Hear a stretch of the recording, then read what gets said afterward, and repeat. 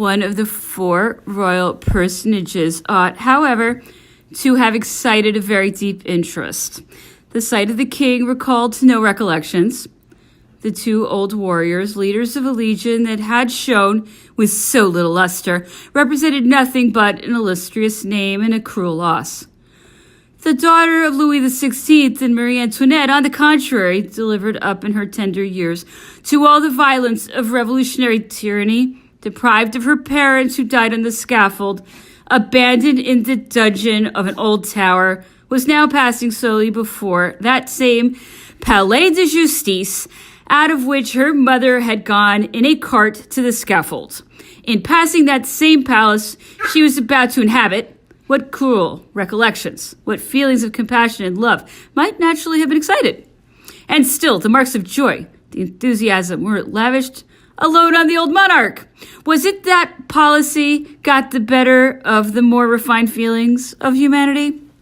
Or that the women, who were the most numerous among the crowd, are expected, even when moved by the most noble feelings of the heart, to show always the smallest part to persons of their own sex? The restoration of the royal family had been prepared with much skill by M. de Saint-Laurent. It was, however, necessary to give it a legal character, and as the legislative body was not at that time sitting, they had recourse to the Senate, which closed its political existence by one of the most disgraceful acts recorded in history. In despite of all laws, the Senate removed from the throne and delivered over to foreigners their lawful sovereign, whom France had elected, and to whom they owed their existence. They had, moreover, the baseness to insult the prince they disowned. I am far from refusing to acknowledge the noble qualities, the eminent services, and even the conspicuous virtues by which many members of the Senate were recommended to public esteem. But the state will nevertheless remain forever fixed on that assembly, since no effort was tried, no resignations offered, no protest uttered by any one against that fatal sitting over which M. de Talleyrand presided. The first measure of the new government was to establish the administration and to punish or stifle the disturbances which disordered passions might occasion in the provinces at the news of the installation. But before we follow that government and its measures, it is necessary to cast a look upon the nation over which it was about to rule. France had been subjected to the forms of a republic to which had succeeded the imperial monarchy in 1814. But few influential leaders of the Republican government survived, with the exception of Carnot and Barras, who had not bowed to Napoleon. The rest had been mowed by the scythe of terror or seduced by the head of the empire. Merlin, Trialhar, Sieyès, Fouché, and many others had donned the robes of ministers and senators. The Brutuses of 1793 were now designated by the titles of Duke, Count, and even Monseigneur. In the army, I find none but Jourdan, who did not enlist among the titled generals. Kleber, Hoche, Desaix, and Moreau were, it is true, no more. But would it be too much to suppose that these illustrious warriors who fell in defending the independence of their country would have also bent under the imperial yoke? The whole nation had, on the 18th Brumaire, preceded the conversion of the army. The first consul found everywhere among the people an equal disgust for republican forms of government. He took advantage of this to establish the consulate and misused it to place the crown on his head. Vanity so powerful over the French and hatred of a yoke sprung from under their feet rendered insupportable to them an authority brutal in its forms and in offensive equality. The persecutions and violent deaths which, during more than 2 years, had spread mourning and dismay, left a deep impression on the people's minds that they were resolved, cost what it might, never to go back to them. The defeats the French armies suffered in 1799, the violent and unskillful measures of the Directory, their coups d'etat, and especially that of the 18th Fructidor, added to the general impatience and to the disrepute in which they had fallen, so that when General Bonaparte returned from Egypt, all classes of citizens opened their arms to him and begged him to save France. The 18th Brumaire took place, but the conqueror of Italy was accustomed to enforce obedience. He therefore organized the country, commanded over it as he would over an army. The wonderful success at Marengo, order reestablished in the finances, as if by enchantment, everywhere excited enthusiasm. The odious attempts of the infernal machine and of the Chouans, commanded by George and Pichegru, excited indignation against the English and the Bourbon to the highest pitch. Then it was that Napoleon, convinced that he might dare all he wished, again raised up the throne of France with a master to view, master Europe. 15 years' glory and an arbitrary government had made the French more supple, and the Bourbons never doubted but their government, which they called paternal, would be received with transports of joy, especially as it appeared a sure pledge of sincere reconciliation with the rest of Europe. But Louis XVIII, dazzled by the easy obedience of the nation to his predecessor, was far from suspecting what had been hidden under the imperial purple. He did not know what troubles, what cares, what increasing obstacles perpetually arose against the former government. He did not suspect that the passion for liberty had only been suppressed, and that the contempt the nation felt for the last kings of his race extended to him. The hatred of the old court and the nobility, indifference in regard to religion, and contempt for the clergy had acquired new energy under the imperial reign. The king did not know that the emperor had lost many adherents in all classes. Finally, since the departure of the present king in 1791, a new generation had arisen and taken its rank in the social state. They were a grave population full of energy, nursed in deep study, free from superstitious mummery, leaving college to fly to the field of battle. To them, every career of science and ambition was open, and to their success in capacity was the only obstacle. Nobody had told the king that all illusion in regard to the majesty of the throne had vanished. The emperor had, in fact, never been a monarch, or at least the people had never experienced for him the superstitious awe with which they had been wont to look upon Louis XVI and Louis XV. He was admired only as a great man. The people beheld in him the gainer of so many battles, the conqueror of so many kingdoms, the invincible, the man of fate. But still, he was always Bonaparte, a glorious name, which his enemies have not been able to tarnish, nor he himself to deface. Louis XVIII, therefore, on his return, no longer found the halo of his house. In the eyes of sensible and cool-thinking persons, he was nothing more than an old gentleman of Versailles, whom circumstances again raised to a throne. His family and himself returned, however, with the old prejudices of 25 years before. They thought that the revolution had been made by men and not by the force of things, a fatal mistake which had already ruined Louis XVI. They began, therefore, to inquire of all they saw who they were and what they had done at various periods. An old rancor against the constituents, an affected contempt for the nobles who had declared themselves in favor of the revolution, a haughty indifference towards all the members of the preceding government, a disdainful and humiliating politeness towards the leaders of the army because they had still their arms in their hands. Such were the features that marked the conduct of the court.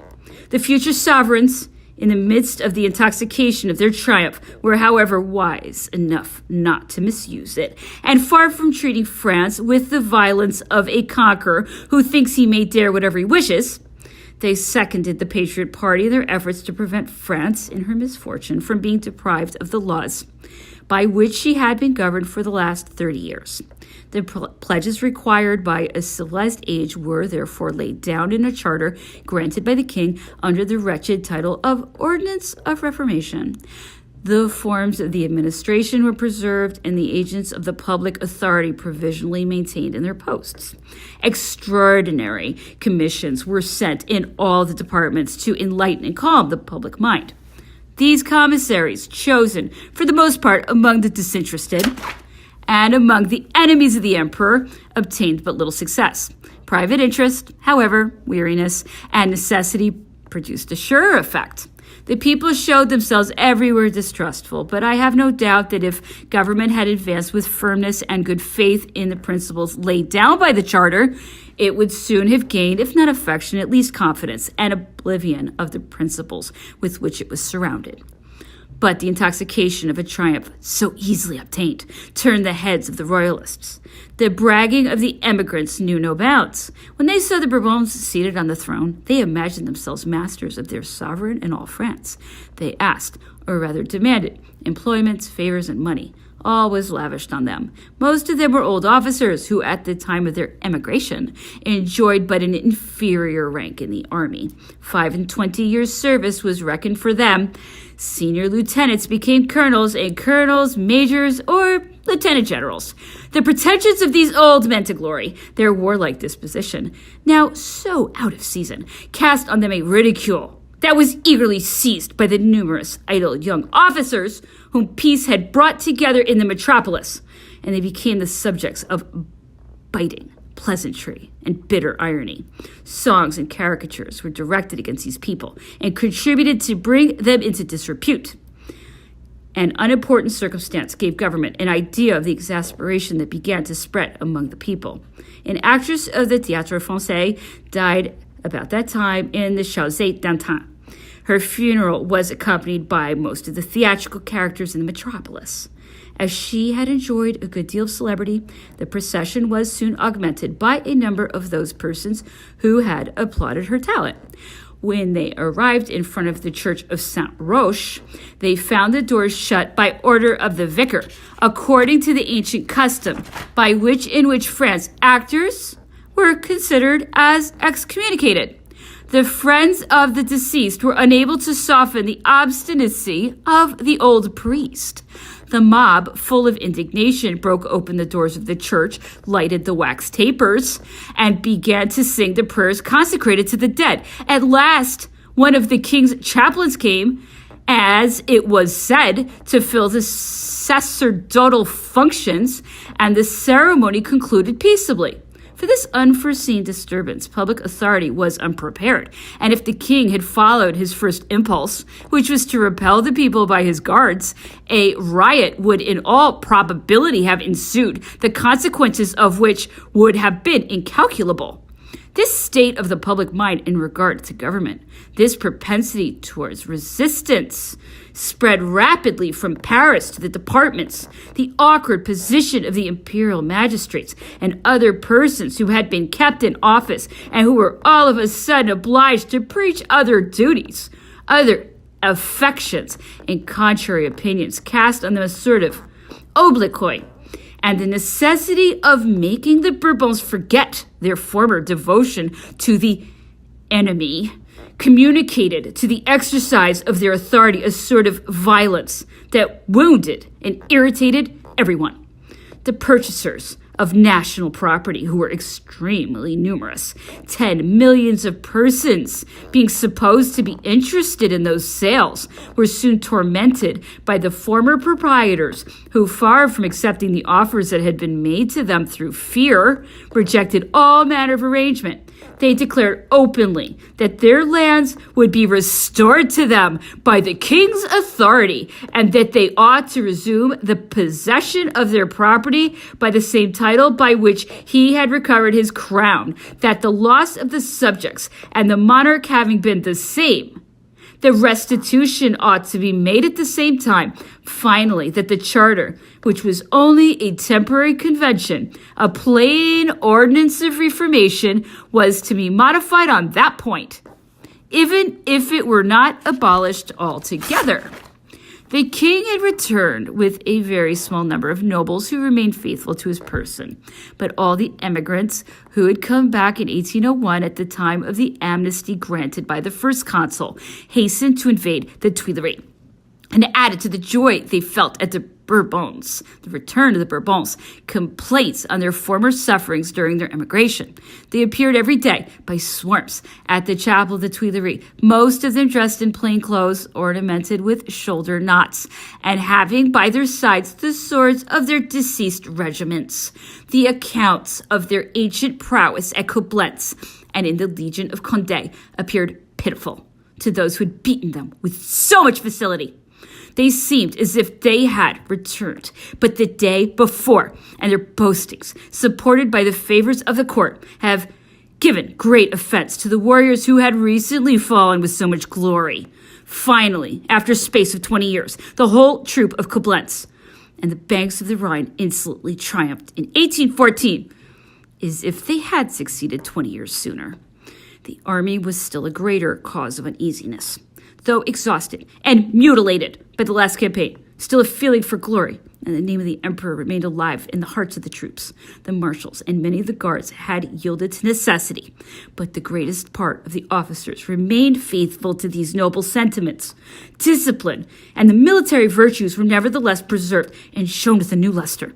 The king could not review the troops himself on account of the bad state of his health, and the princes affected, every time they saw them, a degree of distrust and neglect, which seemed augmented by the jealousy they felt for their glorious deeds. The following circumstance has been related to me by Count d'Erlon. The Duke de Berry was one day reviewing some regiments garrisoned in the province of which Marshal Duke de Treviso was governor and Count d'Erlon commander. An officer came out of the ranks and asked the prince for the cross of St. Louis. "What have you done to deserve it?" "I have served 30 years in the French army." 30 years robbery," replied the prince, turning his back on him. It is true that, the marshal having remonstrated, the officer obtained the next day what he had solicited, but the words were reported about, and I leave the reader to judge of the effect they had among the troops. The court dispersed on the surface of the empire were soon deprived of a part of their officers, whom disgust and forced resignation banished from the army. The staff and that crowd of military agents now became useless, returned to their homes, whither they carried the discontent and hatred that filled their breasts. The 2 last campaigns had been ruinous to them. They had almost all lost their baggages. Exasperated by the presence of an enemy recently victorious, now masters of the country, but who had been beaten during 20 years, the necessity of submitting to the yoke of the Bourbons, whom that enemy had brought with them, soon grew unbearable. Without fortune or possessions, rejected by government, accustomed to the adventurous life of a camp, they saw nothing before them but misery and disgrace if the Bourbons remained on the throne. They wished at any price to alter their situation, and their thoughts were directed with dissatisfaction towards the island of Elba. So many causes of confusion were still not sufficient to open the eyes of the Bourbons. The 3 first months passed away in apparent tranquility. Government thought nothing was easier than to subdue the dispersed, disaffected, and the allied sovereigns who began to fear the effect which might be produced on their troops by the example of our easy manners, and especially our opinions, consented to retire after having settled their accounts. France had immense sums of money to pay. The terms and condition of payments were settled, not without a good deal of difficulty. The Allies probably carried away with them doubts on the long continuance of a government that began so ill, but they were satisfied at seeing France weakened for a long while and fallen from the high station to which glory and civilization had raised her. The charter had instituted 2 chambers. The Chamber of Peers, which was the former Senate, had lost all consideration. The honorable men it contained added no luster to it.